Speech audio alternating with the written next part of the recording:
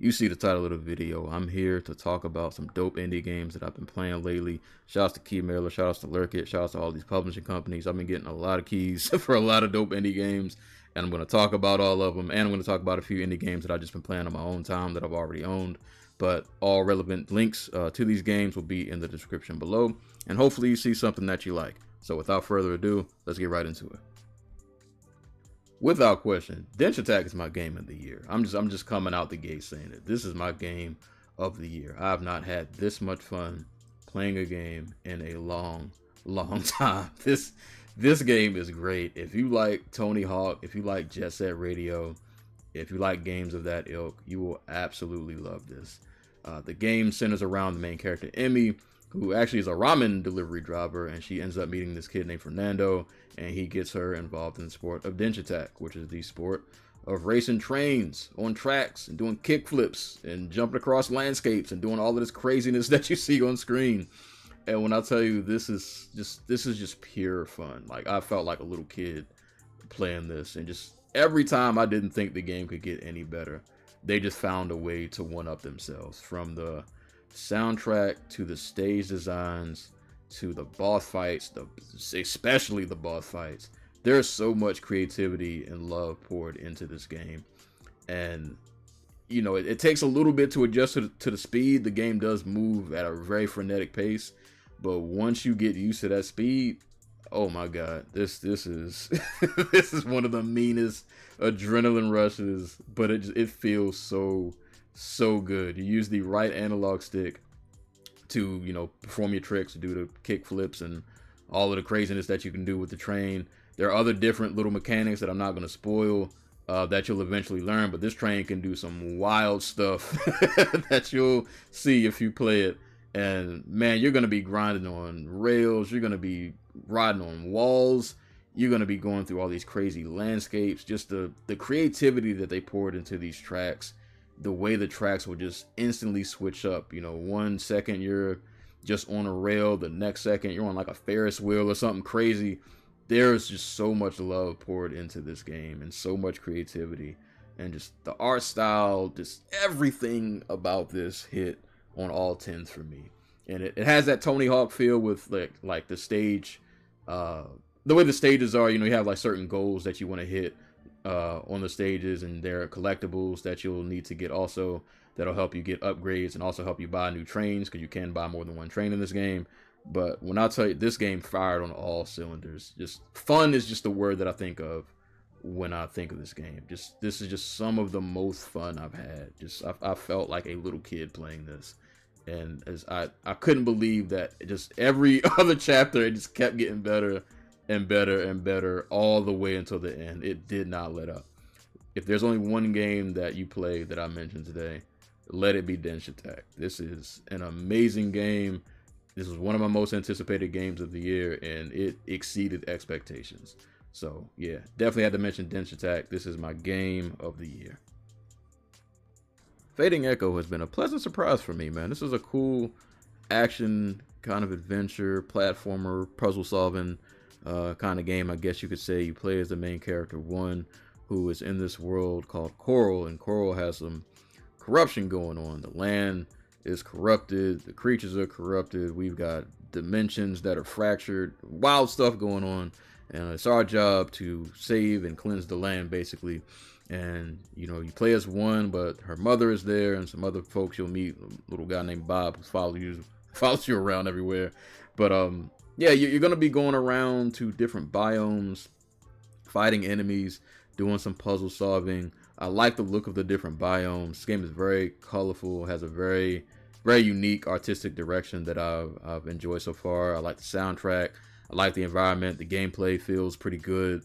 You know, it's not the most in-depth combat, but you know, you get some cool moves that you can do. There are upgrades that you can get, and that'll help you unlock some new abilities. But I really like just the way they use the elements, because that's kind of the main thing about this game, is you rolling around as this little water puddle, and being able to interact with different elements to, you know, help you solve puzzles, to help you defeat enemies, really to help you do everything. So just for example, with the way the elements work, so if you're like in a water puddle and you roll across some fire, you turn into like this little steam ball, and then you can jump and like float really far across, across an area. Or if you are a water puddle and you roll over some acid, you can then jump really high. And there are also, enemies are weak and interact differently with different elements depending on what kind of enemy it is. So I really like how they tied the element into the combat, into the puzzle solving, it really into everything. The elemental aspect of this game is crucial to pretty much all elements of the game.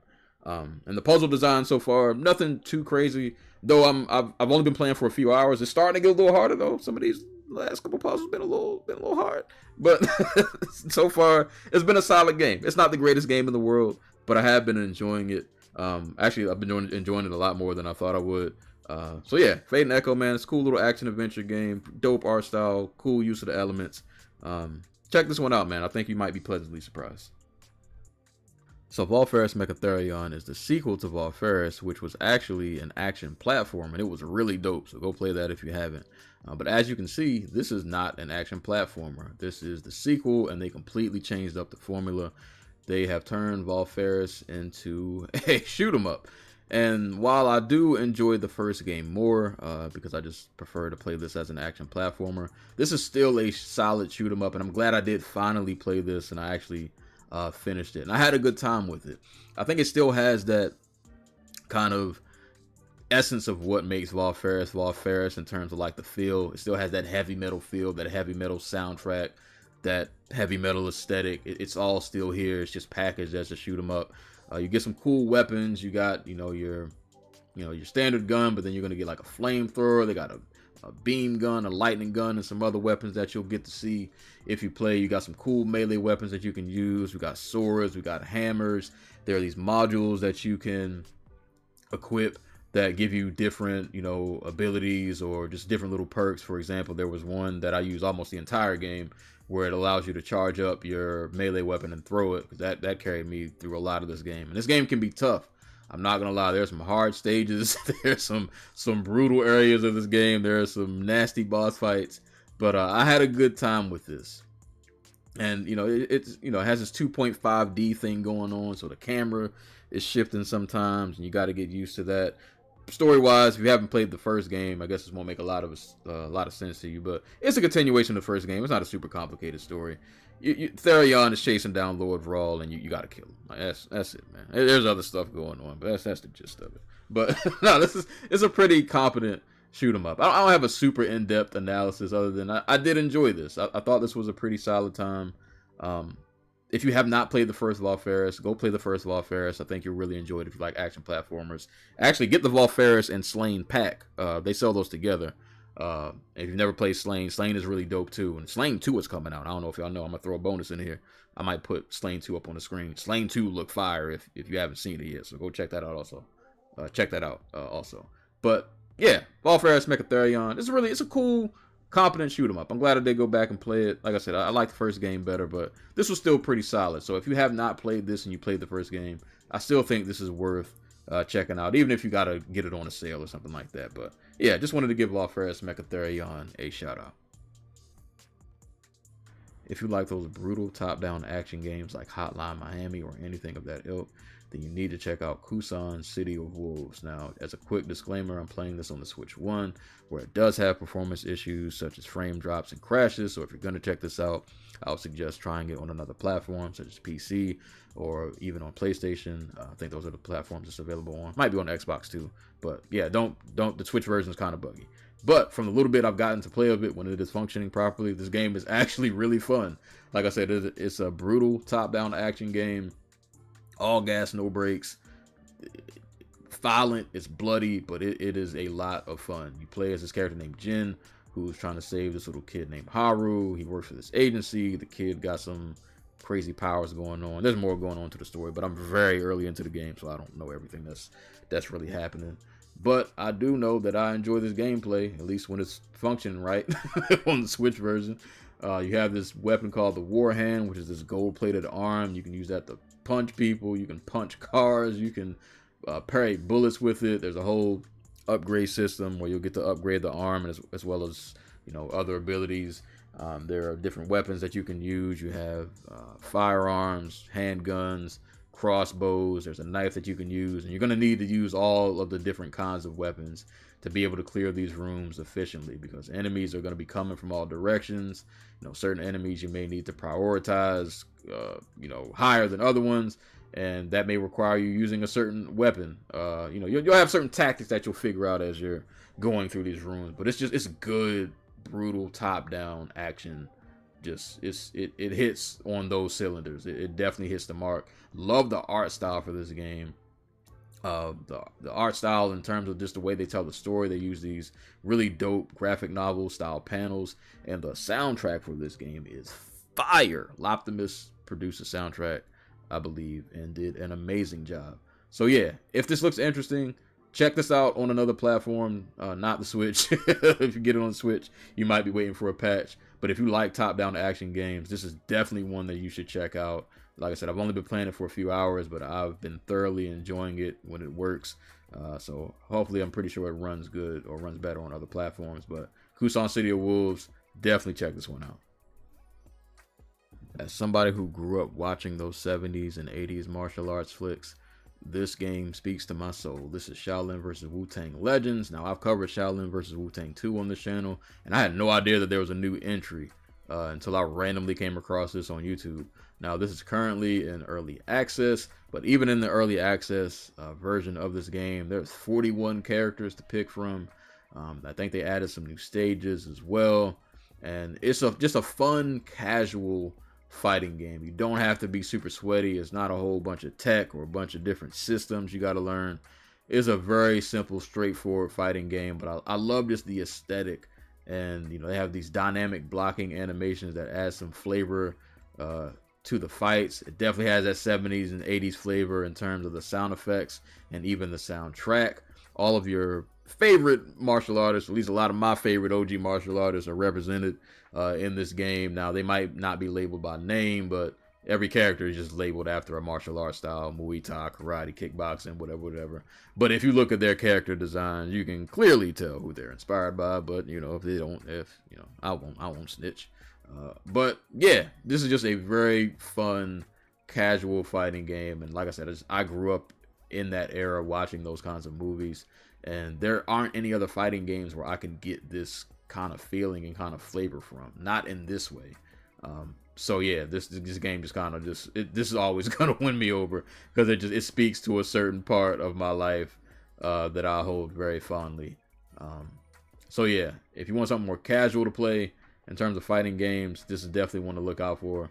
But I do hope they add a little more in terms of gameplay, or just something else to differentiate it more from the other games, aside from just the character roster expansion and the other stages they've added.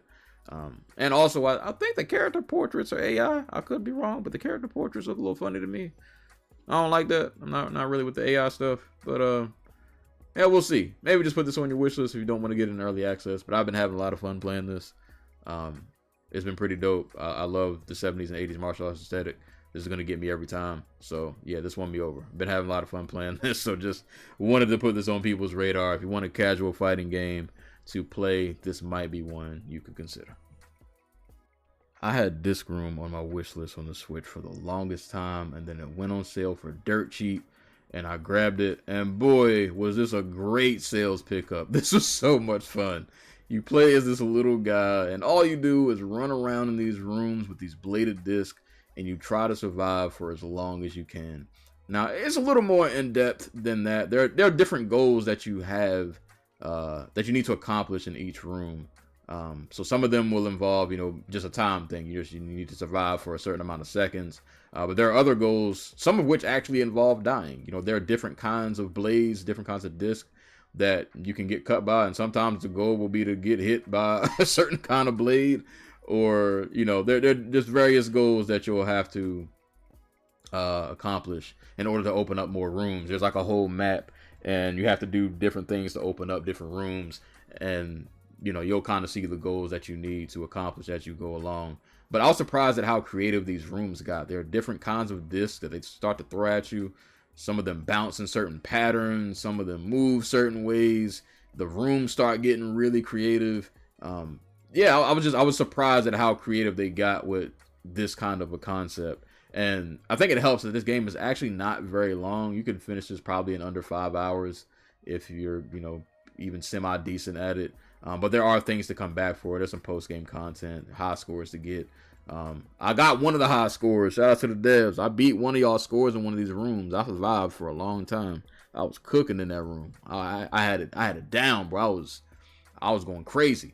I was just surviving. But there are different abilities also that you get. It's not just you just running around with nothing else. There's like a dash that you'll end up unlocking. And there's some other different abilities that you'll eventually get. But this is a perfect just pick up and play kind of game. You can pick this up, do a couple of rooms, unlock a couple of rooms, put it back down, come back. And before you know it, you'll be finished. But this was a great pick up and play kind of game. I had a lot of fun playing this. This was way more fun than I expected it to be. So yeah, Disc Room, had a lot of fun with this one. If you like what you see from this game, you can play the demo on Steam now, at least as of me recording this, which is August 12th, 2026. But this is Noir Bloom, and this is for anybody who likes games like Katana Zero. This is heavily influenced by Katana Zero, but it's more, I would say, gun fu based combat, very fast paced, very brutal, hard hitting. You've got some, melee attacks, punching people's faces in. You can use enemies as shields and throw them against each other, which is a major mechanic in the game. And you can also take their weapons and shoot other enemies if you can disarm them. But yeah, this is just really, really cool, just fast paced. Like I said, 2D kind of action game. Definitely has that Katana Zero feel. You play as this dude named Lao Wan who's trying to rescue some girl. It's a short demo, so it's not like I know the whole story. But yeah, I just wanted to put this on people's radar. I had a pretty good time with this. Pretty short demo, say around 20-25 minutes. And I think you'll know right away if this is your kind of game or not. But this doesn't come out, I believe, until 2027. So I'm mentioning this more as a game to just put on your radar. Maybe just put on your wish list so that you don't forget about it. But yeah, if you like games like Katana Zero, I think there's something here for you to enjoy. So just wanted to give a mention to Noir Bloom. Again, the demo is available on Steam right now. So if it looks interesting to you, go check it out. These are some of the indie games that I have been playing lately. And if you want to see more indie games, make sure you browse the channel. I just did a recent video about Waltz and Jam. That's a upcoming 3D platform that I got a chance to do a playtest of. So check that video out. Check all the other videos on the channel. We cover a lot of indie games here, but these are just a few that I've been playing that I wanted to let y'all know about. Hopefully you saw something you liked, and let me know what indie games that you've been playing lately in the comments below. But that's all I have for today. My name is Serial Sensei. Y'all stay safe, y'all stay hydrated, and I will catch you on the next one.